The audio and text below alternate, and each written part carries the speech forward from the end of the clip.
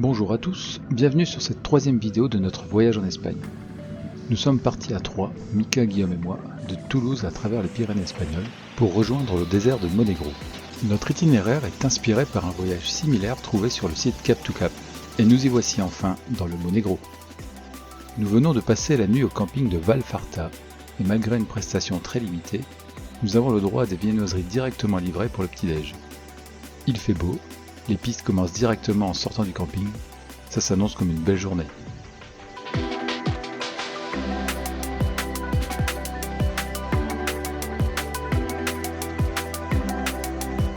On appelle cet endroit un désert, ce qui est contradictoire avec les champs verts qui tapissent l'horizon. Des champs découpés essentiellement par les pistes et les canaux d'irrigation, mais aucune habitation sur des dizaines de kilomètres. Assez peu pour considérer ce coin de désertique.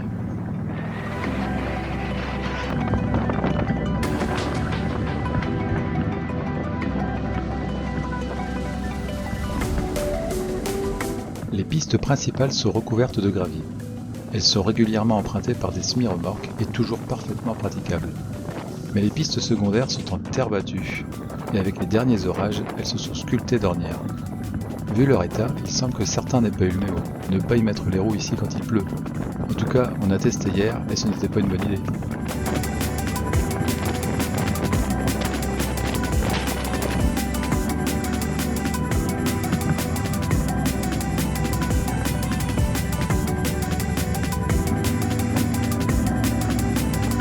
Une caserne de pompiers en plein milieu des champs.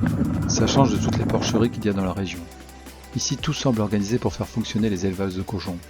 Même les plus petits bâtiments que nous croisons, qui semblent être d'anciennes fermes, semblent toujours utilisés au vu des traces qui labourent leurs cours intérieures.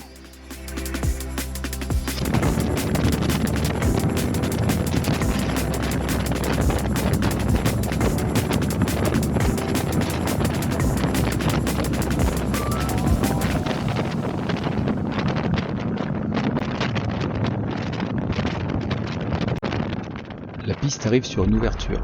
Nous dominons un nouveau paysage, un passage vers une nouvelle région.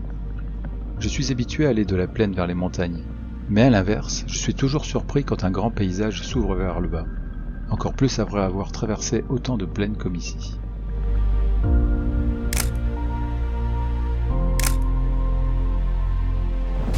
En fait, nous venons de traverser un plateau situé à 500 mètres d'altitude et nous entrons dans une zone dont l'altitude moyenne est tout juste au-dessus des 300 mètres, appelée Jubière.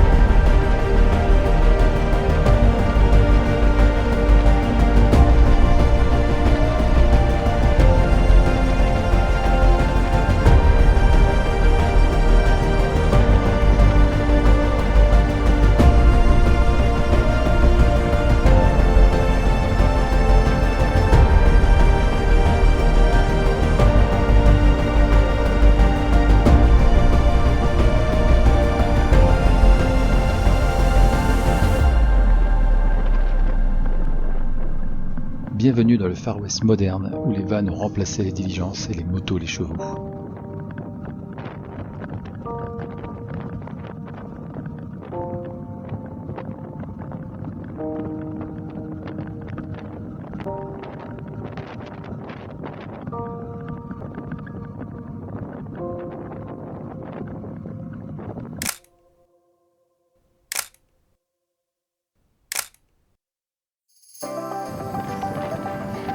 J'ai déjà traversé le désert des Bardenas plusieurs fois, et c'est un lieu dépaysant. C'est beau à voir et ça mérite d'être traversé au moins une fois. Mais je pense que c'est un peu surcoté et ne justifie pas un voyage que pour ça. Alors qu'ici j'en prends vraiment plein les yeux, les paysages surprennent, ils sont riches, et ce n'est pas surfréquenté de camping-car ou de bus. Ça mérite bien plus le détour que les Bardenas.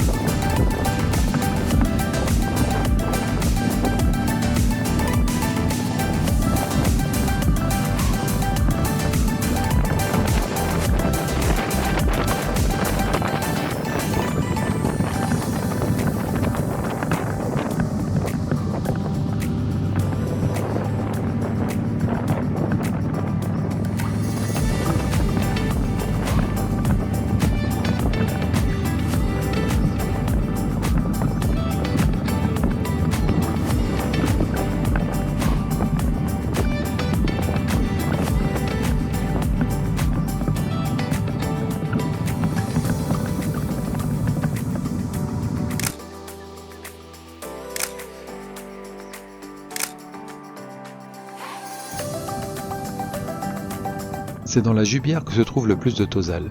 Ces sculptures insolites formées par le temps, l'érosion et la géologie particulière d'ici. Nous explorons plusieurs petites pistes qui permettent d'aller en découvrir un maximum avant de repartir en arrière sur le plateau.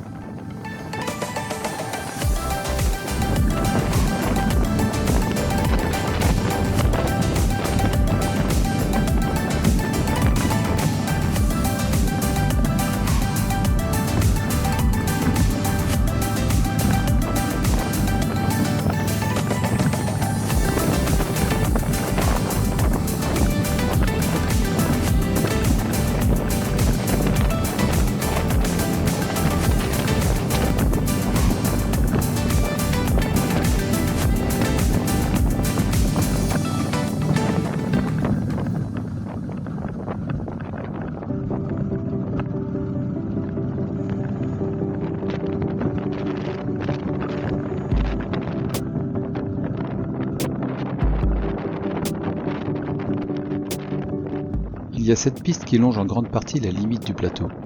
D'ici nous profitons vraiment du contraste entre le côté sauvage à gauche et les grandes cultures à droite. Une piste pour deux ambiances.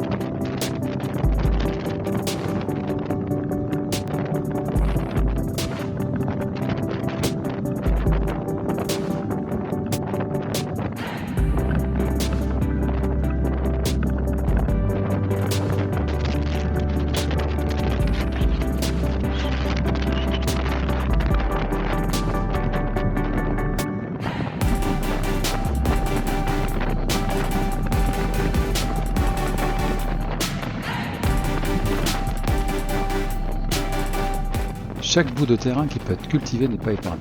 Ici, tout ce qui est plat est un champ. Il y a plusieurs chemins en cul-de-sac qui méritent un détour. Au bout de ces chemins, il y a des miradors naturels, et ça pourrait faire de super spots de bivouac.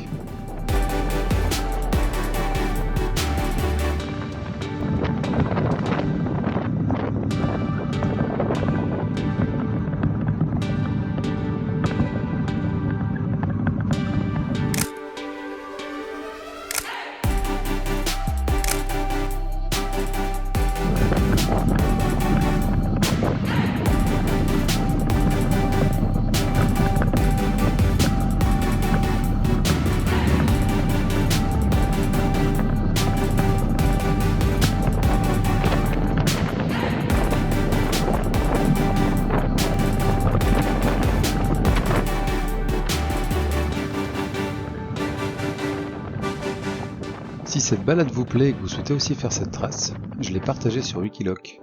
Je publie quelques traces GPX sur mon compte avec commentaires et photos, et j'essaye de ne pas partager de pistes interdites. Je vous mets le lien dans la description si jamais vous voulez la faire.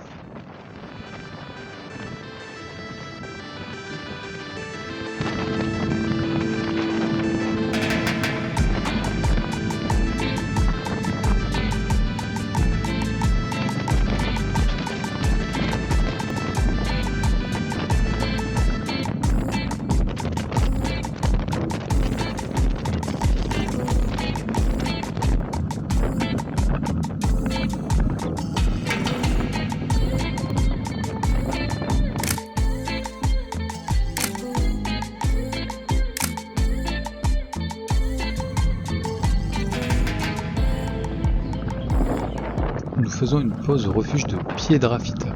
Il est sur un sommet à 560 mètres d'altitude qui offre une vue à 360 degrés. Il est très bien entretenu, mais il était fermé lors de notre passage. Quand il est ouvert, c'est un refuge de luxe. Il est temps de repartir vers le nord pour entamer notre retour sur Toulouse.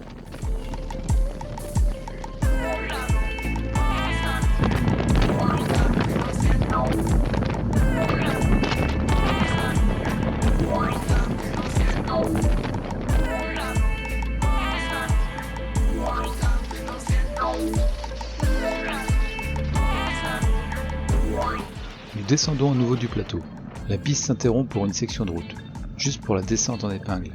J'ai bien cru que nous avons fini avec les pistes, mais non, le bitume était là juste pour profiter de 2 épingles. C'est reparti pour la piste.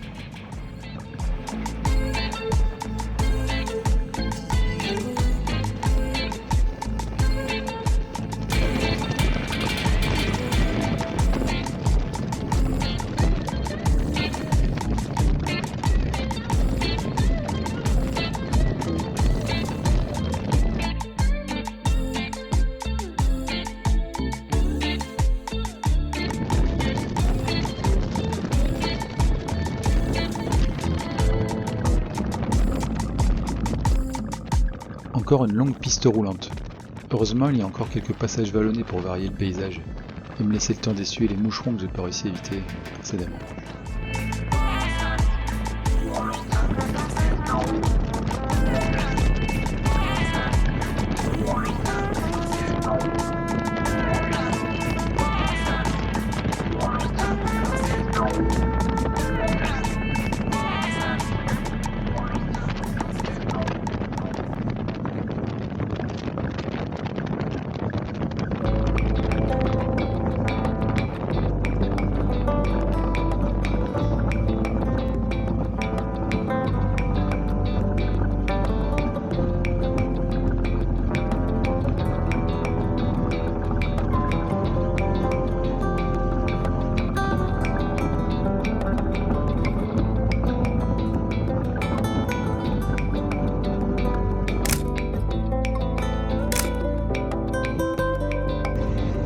Nous sortons des pistes au niveau de Villanueva de Sigena, dont j'ai aucune certitude de la prononciation.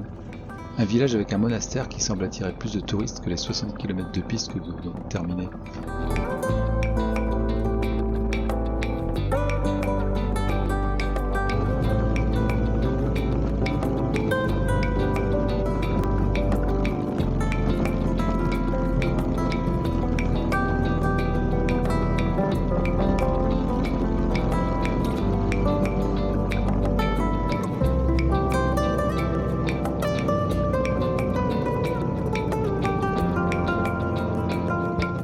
nous éloignons du désert pour rejoindre Barbastro.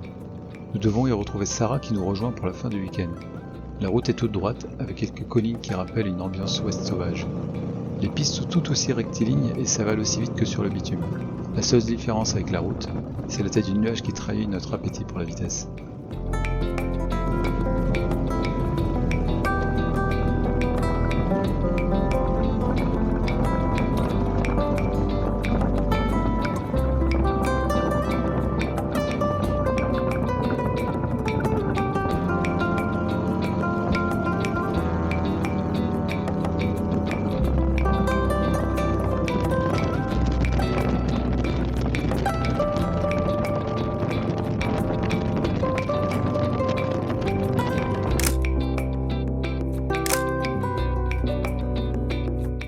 Merci d'avoir regardé jusqu'au bout. Si la vidéo vous a plu, n'hésitez pas à liker et à vous abonner.